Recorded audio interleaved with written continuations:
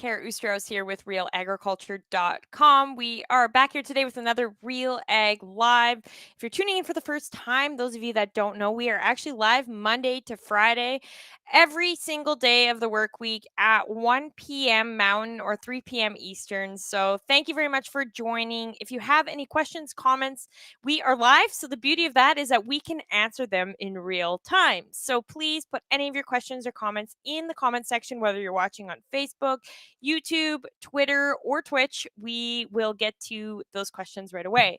So I'm going to bring in here today's guest. I have here with me Alison Sunstrum, who is the CEO and founder of ConserveX Incorporated. How's it going today? It's going great, Carol. How are you? Good. It's where are you located? Just outside of Calgary on a ranch, very close to town. So you have quite the bio. You've done a lot of different things in your life. Do you want to talk a bit about you before we get into kind of your work with ConserveX? Do you want to talk a bit about your time with GrowSafe Systems Limited? You actually founded that company. Do you want to chat a bit about that? Sure. I was a co-founder of GrowSafe. GrowSafe was founded in 1990, and we were very early on in the days of Internet of Things. And we developed a data acquisition and analytics platform that measured livestock. And our primary focus was to identify feed-efficient genetics and also worked on animal welfare and animal health. And we built that business, 30 years of bootstrapping and building from a garage in Alberta to actually taking our technology around the world. It was adopted by many of the North American agricultural institutions. And I would say that we were focused on things like improving farm profitability and reducing livestock's production carbon footprint. We divested the business in 2018 to a UK private wealth firm that is taking the company forward and focusing on genetics and expanding genetics across the world. And through that process, I learned a number of things. And I would say that the things that I learned most is how important agriculture is to the Canadian economy, but also how tough it is to build a company, to fund a company, and to grow it and scale it massively. So once I left the company, I decided that I had to go back to university. I went back to university and learned a great deal about machine learning, blockchain technology, and new emerging technology. And I've also decided that I have to give back. And the way that I'm finding to give back is to mentor entrepreneurs and also to become actively involved in helping entrepreneurs access capital. So, as you said, this was kind of a tricky thing back in the 90s. The internet wasn't huge. Do you want to talk a bit about what that process was like? What did you see, as you obviously seen a potential there? What was that like, trying to communicate that? Bloody tough, Kara. Actually, there's a couple of things that I found. Number one, I had an impressive team. Just some brilliant engineers, computer scientists, and technicians, really a bunch of geeks, nerds, and cowboys. And what we did was we set some trends in terms of trying to connect, a very good point, trying to connect data before we had widespread internet. We still don't have that today. I think that connectivity, 5G coming about, low Earth satellites, all of these kind of things are going to help. But collection of masses of data was challenging. I think, though, that the cost of technology is now coming to a point where some of the things that we encountered are now more easily overcome by technology and the cost of technology dropping. So I'm very excited about what the future of ag and ag technology looks like. So while we're here, what do you see the future of ag technology? As you said, you focus a lot on emerging technologies. Right now, what's emerging? What do you see in the next 10, 20 years? I think that the insights that we can gain from large quantities of data is one of the most exciting areas. But in terms of the problems that face agriculture, labor, skilled labor, I think that automation, robotics, taking some of the physical labor out of agriculture. I'm very excited about the next 10 years. About 60% of our physical inputs will be replaced by biological engineering. And I think that's an area that's going to be very exciting. I'm a very devoted livestock and steward of the land type of person. That I see animal agriculture being very much a part of our solution to carbon emissions and other things. But I also see potential for cellular agriculture and alternative proteins and alternative materials. Perhaps not an overly popular approach within livestock circles, but I see our need for protein covering all aspects of ag. So, on the livestock perspective, as you've kind of alluded to, you're no stranger to kind of swimming upstream and having to develop some of these things before people are willing to adapt to them. What do you see with livestock?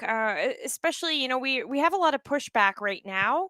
In livestock, there's maybe outside of agriculture, there's kind of a wrap that they may not be so good for the environment. How do we communicate this to the non-agricultural audience? What sorts of things can we be doing that way? I don't think that we're measuring the impact that cattle and other livestock have in agriculture. I don't think we're measuring things correctly. And one of the things that I see is cattle are one of our best upcyclers. Cattle can take byproducts, they can take land that you can't produce other things on, and they can convert into a healthy, sustainable protein. We actually, there is the fact that animals do have a impact on the environment, but if well managed and well ranched, I think that we can manage that impact. And in fact, it might be one of the solutions long term to reducing our emissions. So, one of the innovative technology patents you actually hold is the Internet of Livestock Things. Lindsay Smith's got a question here. She says, I want to know, what is the Internet of Livestock Things? Can you explain that? You bet. So what we really tried to do was connect animals to the internet. And we did so by using sensors that measured things animals ate, measured what they drank, and using RFID tags, we could identify those animals. If we traced animals back to their genetics, we could get an idea of how well they would perform in certain areas. And we could actually improve their welfare. Animals are kind of interesting. They show us a great deal about how they're feeling through their behavior.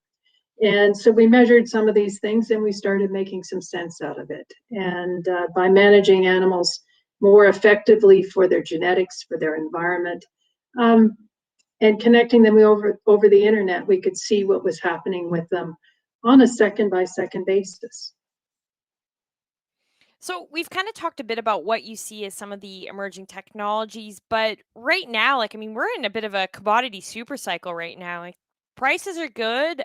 Farming for the most part is in a fairly decent position. Do you think there's any opportunities because of that? Is there anything that can come out of that? Well, I would suggest that perhaps we're not the superpower that we would like to be. If we take a look at a country the size of Netherlands, for example, which is basically the size of Banff Provincial Park, the Netherlands is the second largest exporter of agribusiness goods in the world. We, on the other hand, in Canada, are eighth. If we look at, in terms of commodity exports, we rank fifth. So the opportunity for Canada to be a global agricultural superpower is large. We're very good at producing. What we need to get a lot better at is innovating our agricultural technology through to new products. And we need to perhaps focus more on transforming and improving our supply chains. We could be the world's food store, I believe.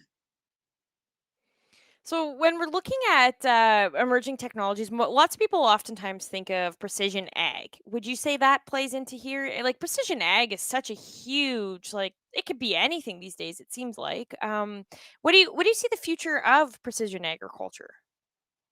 Well, I think that our sensors are getting more and more inexpensive. Precision ag is driven by the ability to sense and undertake predictive analytics. And the more that we can measure, the more that we can monitor, and we take that information and we can turn it into predictive analytics that enable us to optimize our production practices, mitigate risk from environment, climate change, perhaps utilize new products, new seeds, new fertilizers, new methodologies for production. It's going to make us better farmers, and we should be able to extract more profit from what we do, but we'll do so sustainably. So tell me a bit about the latest company you founded, Conserve Axie Incorporated. Can you tell me if somebody's never heard of it, what is it? Well, it's actually a company that's operating very much in research and development and perhaps a bit of stealth mode. I'm working with some spinouts from universities that are trying to do new and novel things. We're basically looking at machine learning, blockchain technology, and how can we apply this technology to make sense. I think it is going to be a labor of love and investment for a while to come, but we're trying to work on things like carbon footprint. How truly can we make changes to the carbon footprint? How can farmers be incentivized or financed or paid back for all of the things that they do? So, as I say, it's really research and development. We'll see how it proceeds. But I'm working with some spectacular groups of people, and I actually think I'm very excited about the future of agriculture. And like you mentioned, carbon offsets and things like that. Is there any sorts of ideas of looking at like carbon credits, or is that not so much where you guys are looking? I've been actively involved in cap and trade systems carbon offsets since 2007. And Alberta really took a lead position in terms of emission reduction. Alberta, formerly known as the CCEMC, looking at how large emitters can be involved in new methodologies. We've got a few protocols that have been approved. I was very actively involved in the protocol for reducing emissions through livestock genetics. But I really think I have a true belief that farmers are the stewards of the land. We don't think in short term, although we sometimes get criticized for this. We don't think in short term. We think about taking care of our land for the next generation. And I think that as farmers, when we do steward our land and we take care of our land, I think we should be rewarded for those practices. So that is an area that I'm working on. Offsets, cap and trade might be one way, but maybe we should be putting a price on our products so that people who truly believe in sustainability will pay for those products, because we have proven through transparency and other methods. Maybe we've proven through a traceback program. Perhaps there's many ways that we can offset our carbon footprint. So we got a question coming in here from Lindsay, and she says, "You mentioned funding and the business of growing a business. Any tips on how an egg company or farm biz can access venture capital? Like it can be a little daunting for sure. So how do you navigate through that?" Well, venture capital, so we'll talk about, we came to this discussion today, Kara, to talk about the top 50 in ag. And Lindsay asked a very good question. There's some deal makers and other people who are very actively involved in that top 50 list. And I think that on a venture capital side, we're looking for those companies that can scale massively. In terms of accelerators and incubators, there's a number of places where ag companies can go to get assistance. The Creative Destruction Lab, which I'm very actively involved in, is one area.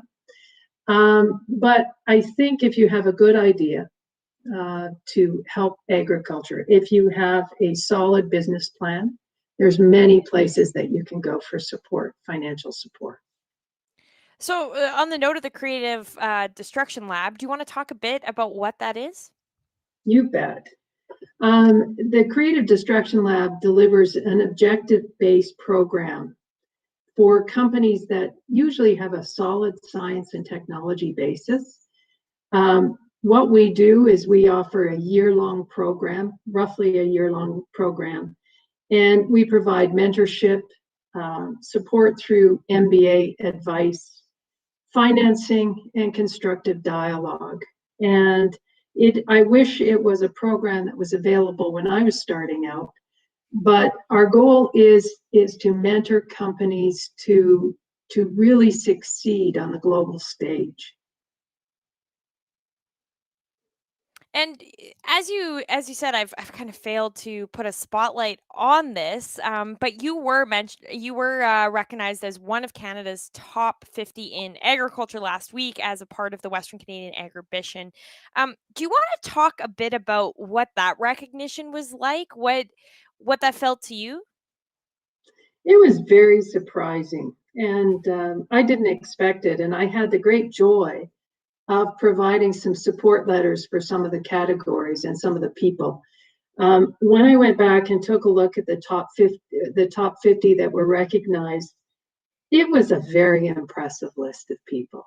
And what it meant to me, from my own personal perspective, I didn't know that I was being nominated, but it was the people who nominated me.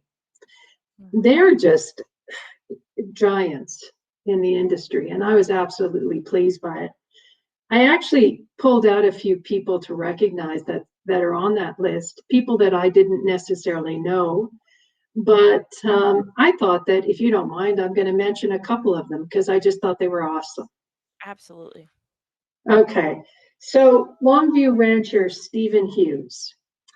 I did not know Stephen's story. I suppose I should have, but I looked into Stephen once I saw his announcement. And here's a gentleman who is producing sustainable beef. He's caring for the land, and he mentors others in year-round rotational grazing techniques. Just an awesome story, and we need storytellers. In the innovator category, there was a whole lot of folks that I personally love. And back to the Internet of Things, Wade Barnes, what he is doing is just awesome. Dr. Key Jim, a stellar individual who has changed feedlot and feedlot health for years. But I didn't know Brian Olson. And I dug into Brian's background, and Brian has more than 30 patents. He's focused on farm safety and just smart, practical innovation. And, there's inventors and there's makers, and Brian is definitely one. So I was really pleased to meet him through this process. In the deal maker category, Murad El Khatib. Murad, I had the pleasure of working with him on the economic strategy table for agri-food. I'm impressed by everything he does. Jeffrey Fitzpatrick Stillwell, very focused on sustainable beef. And Dennis Laycraft, he's stick-handled Canadian beef through so many different trade issues. So just an awesome person. And Ray Price, a fellow CDL mentor, just brilliant in terms of retail and building a farm to plate business. Just a really, really smart individual. And Sharon Benner, CEO of 4-H. If we want to think of anywhere we need to have foundational, transformational things occurring, it's definitely at 4-H. So I got to give a shout out to Shannon. And then finally, this is a basically my pride.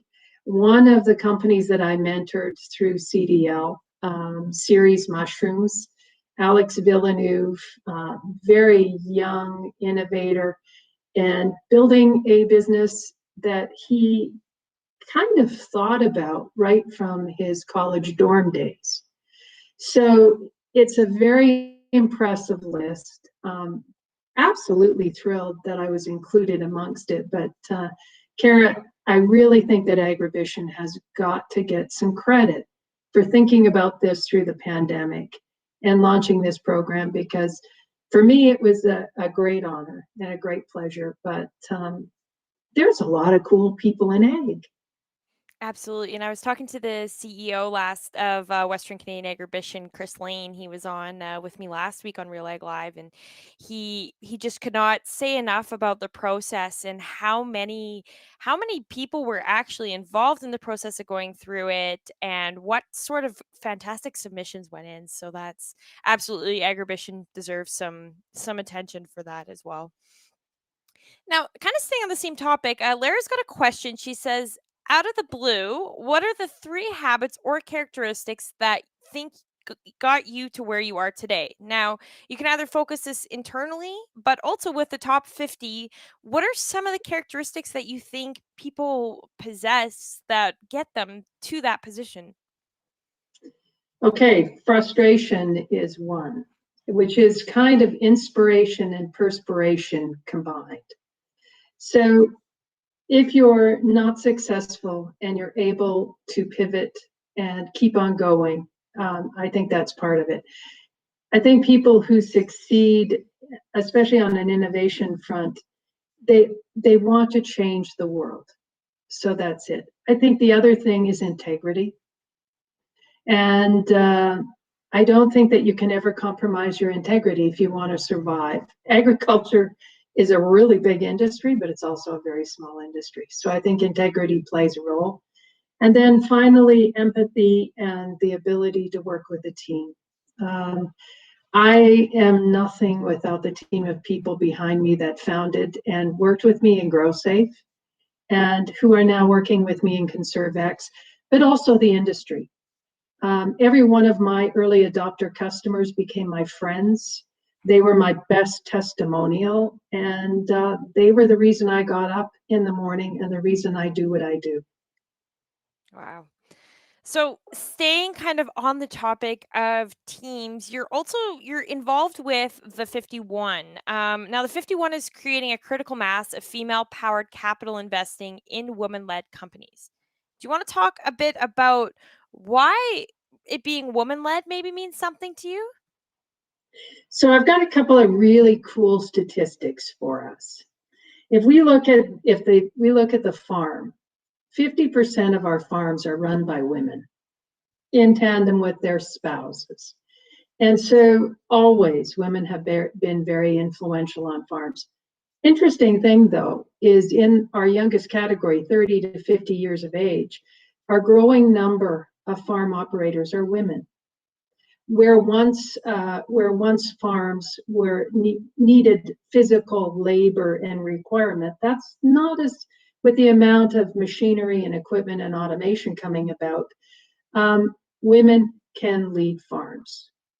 Across the world, about 60% of our farmers are women. In the developed world, about 40%, but that is changing. We also make all the purchasing decisions in households. About 86% of us make the purchasing decisions. So we pick food. We're concerned about healthy food for our families. In terms of deal flow, if I look, some of the best female-led companies in Canada are in the ag space. And Creative Destruction Lab, we have a number of really fun female-led companies. So if we think about agriculture as my dad on the tractor, I might be thinking more about my mom on the tractor, but we do contribute heavily to agriculture. And I think that financial literacy is one of the most important things for women, and the 51 is leading that effort. So, how is the 51 leading this? So, if somebody's looking for some more financial literacy, can they find that at the 51? Yes, and we're leading it in terms of the Financial Feminist Laboratory at the University of Calgary, a new program that just launched to improve women's financial skills. I think that we see that what it takes to be a farmer these days is exactly what it takes to be a CEO. You need to have every skill of a CEO.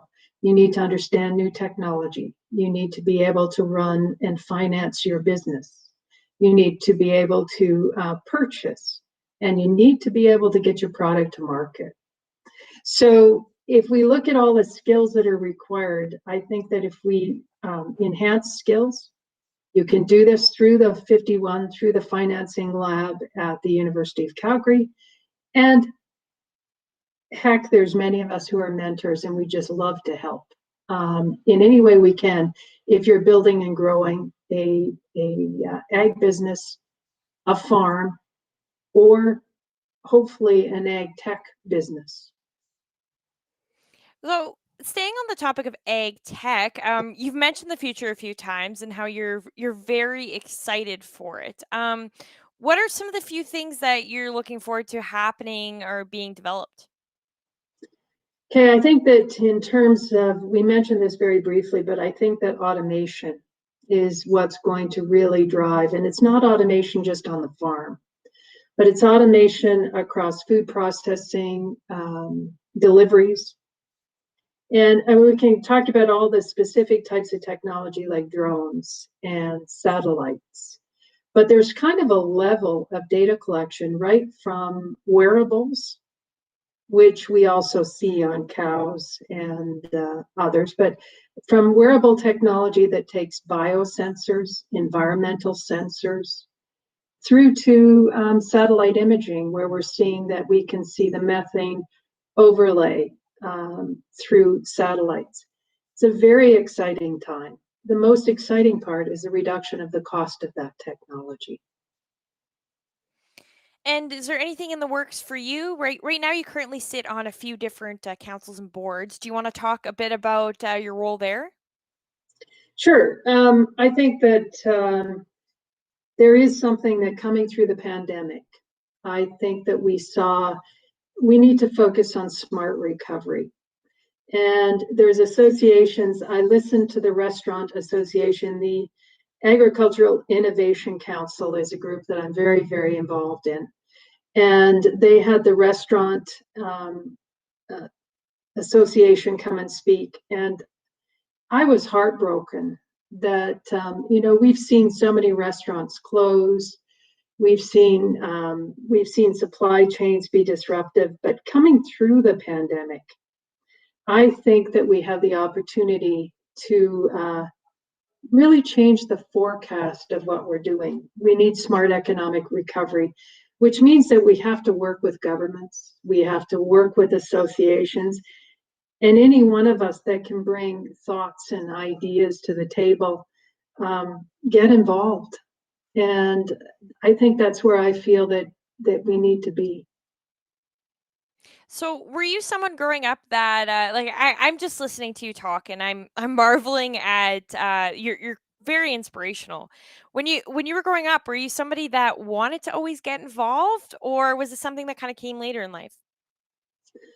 Um, I think always wanted to be involved.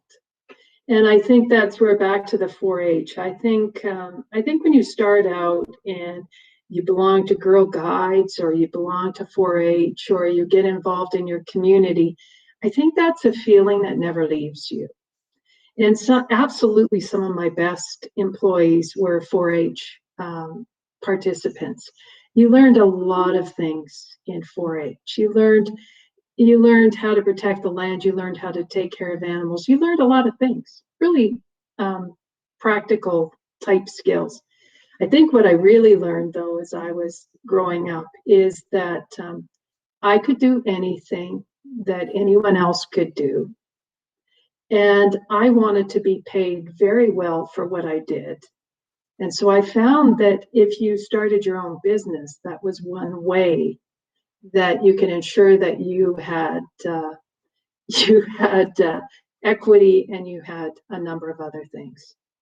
I also think that when you take control of your own destiny, that's a very important factor. And that's men and or women. And so that's always been a driver. And before I let you go here, if there's one thing, if a young producer or someone just getting into the agricultural space right now is watching this and they're wanting to start up their own business, is there one tip you would give them? Yeah, find a mentor. The thing that I had the best thing I ever had was a good mentor. He told me that I could be a CEO. He told me that I could have my own business. And he demonstrated it through teaching me some skills. And there's wonderful entrepreneurship type programs like Creative Destruction Lab. And I will tell you that you may not get a rapid response, but please reach out to me and I can help you. Absolutely. Okay. Thank you very much, Allison. It was, as I said, very, very inspirational to have you on today. And I know on behalf of Canadian Ag, congratulations on making it into the top 50. It is a very well deserved position. Thank you very much, Carrie. Have a great day. Yeah, and thank you everyone who tuned in today. It is wonderful to have you along for the ride. It's great to have these conversations between our guests and to have you guys along as well. So it's always changing and it's always great. So thank you very much. And as I said, Monday to Friday we are live. So tune in, people. Bring your questions. We are talking anything from economics to startups to just general farming, livestock, whatever you want to know. We are basically talking about it here. So, and on that note, if there's something you feel like we're missing on our lives here, send us a message. We love your feedback. We'd love to hear who you would want to hear next. So thank you very much, and until then, thanks everyone for getting real and getting connected here at Real Agriculture.